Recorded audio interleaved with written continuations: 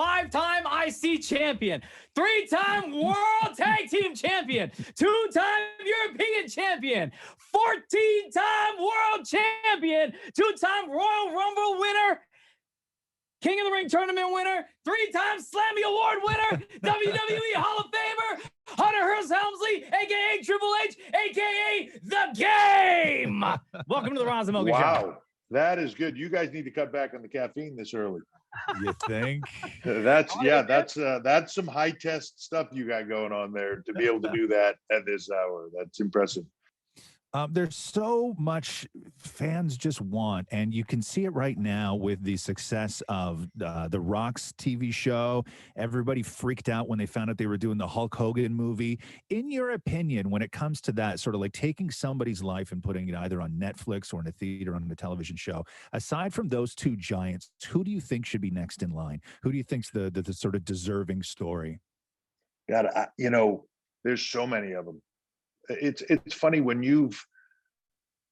like Vince has spent 50 years or more creating these larger than life characters and being a part of creating that. Obviously they were a massive part of that as well. But like when you go down that list of the Bruno Sammartinos, and generationally what that meant of like being chased by Nazis and living in the mountains and then coming to America and really the American dream through Hulk Hogan and Randy Savage, through that entire generation, to then getting into the Attitude Era of Austin and Rock and Foley and Undertaker and, all those things. But, there's so many amazing stories and characters there, and telling those real, true life behind the scenes in a bigger way than has ever been told before.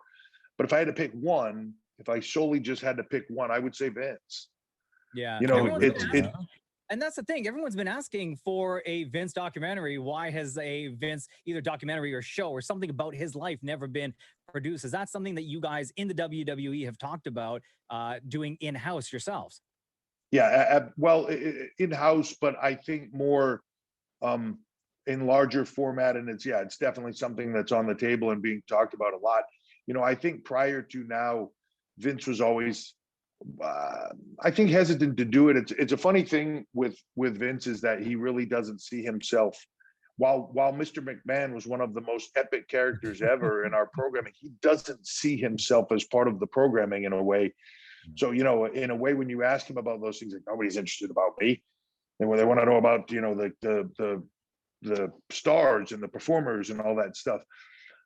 But the truth is they do. And I think the most difficult thing with Vince's life will be making it succinct. And it's almost like every chapter of his life is like a whole nother unbelievable story.